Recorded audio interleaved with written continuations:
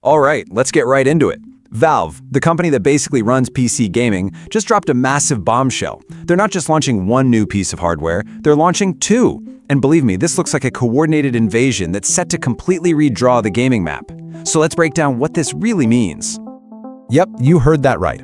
Owning your desktop PC just isn't enough for them anymore. With these two new devices, Valve is making a direct play for the biggest screen in your house and, well, for the screen you strap directly to your eyeballs. So here's how we're going to break this all down. We'll start with the big picture, this two-front hardware assault, then we'll dig into the mystery surrounding the new Steam machine. After that, we'll see the Steam frame jump into the VR ring for a spec showdown, and finally, we'll connect all the pieces to reveal Valve's master plan.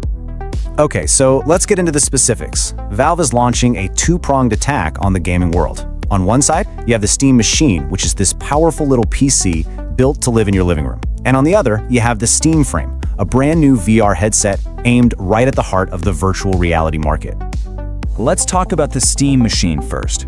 Now, this thing is an absolute beast, packed into a tiny box.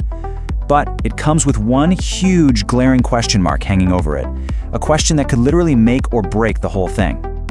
So let's pop the hood on this thing. We're talking about a tiny 6-inch cube, but inside you've got a 6-core Zen 4 CPU and a seriously powerful RDNA 3 GPU. Now, what does all that tech speak mean? It means you're basically getting the guts of a really good gaming laptop, but supercharged and crammed into a little box that fits right under your TV. It's console convenience with real PC power, and it's all running on Valve's own SteamOS. And look, Valve is being super clear about their goal here. One of their hardware engineers, Yazen Al-Dahayat, said they want to keep it approachable and affordable. You know, that's the exact same playbook that made the Steam Deck such a massive hit. But here's the catch. In the world of PC gaming, affordable can mean, well, a lot of different things. Which, of course, brings us to that giant question mark I mentioned. Valve has told us basically everything about this new machine, except for the one thing we all really want to know. How much is this thing actually going to cost? And this is where things get really interesting. See, if you tried to build or buy a PC with these kinds of specs right now, the price would be all over the place. A gaming laptop, probably around $780. If you build a desktop yourself, you're looking at over $900. And a high-end mini PC like that Asus ROG NOC, whoa, that's over $1,600. The Steam machine fits somewhere in that triangle, but its price is still a total mystery. Okay, but that's only half the invasion, right? While Valve is making a play for your TV, they are also dropping a brand new contender into the crazy competitive world of VR headsets. Get ready for the Steam frame. And you know, the timing here is absolutely critical. Remember, Valve's last big headset, the Index, came out way back in 2019. I mean, since then, the entire VR landscape has been transformed by the Meta Quest 3, and of course, Apple's super premium Vision Pro. So the Steam frame is about to walk into a much tougher fight in 2026. So the big question is, how is Valve going to compete? Well, let's throw the Steam frame into the ring and see how it stacks up against the two biggest names in the game right now, Meta and Apple. When it comes to VR, it all comes down to the numbers. On one extreme, you have Apple's Vision Pro, with that eye-watering $3,500 price tag. On the other end, you've got the super accessible $500 Quest 3. Valve is aiming right for that sweet spot in the middle, somewhere under $1,000. And for that price, you're getting 16 gigs of RAM, same as the Vision Pro, and critical features like eye tracking that the Quest 3 just doesn't have. But listen, specs are only part of the story. The Steam frame's true killer feature isn't a chip or a screen. It's the entire Steam library. We're talking instant access to every single game you own, VR or not.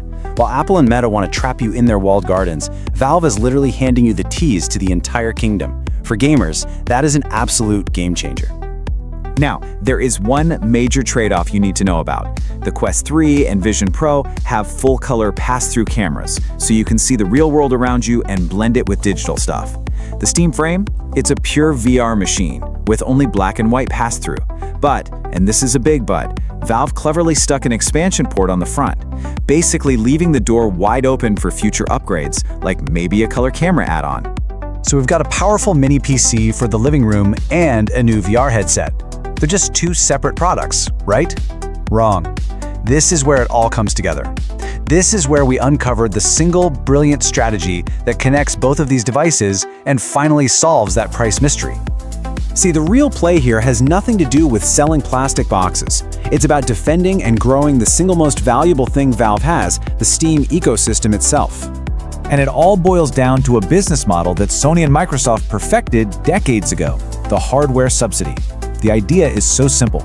You sell the console, or in this case, the hardware, for super cheap. Maybe you even lose a little money on each one. Why?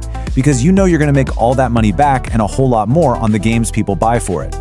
And hey, this isn't some new theory. We saw Valve do this exact same thing with the Steam Deck. Gabe Newell himself said that hitting that aggressive $400 launch price was painful for the company, but critical for its success. And you know what? He was 100% right. It worked. And now the Steam Deck completely owns the handheld PC market. So here it is, the master plan in 4 easy steps. Step 1, launch awesome hardware at prices that are almost painfully low. Step 2, funnel every single person who buys that hardware directly into the Steam store. Step 3, take your standard cut from every game they ever buy. And Step 4, use all that cash to build a fortress around PC gaming to keep rivals out. And this right here, this is the magic number that makes the whole thing work. 30%.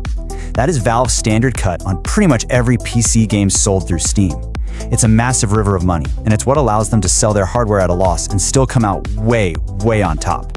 So when you look at it all together, affordable, powerful hardware for your living room and for VR, all designed to feed you back into their massive software platform. Valve isn't just selling products anymore, they're building an empire.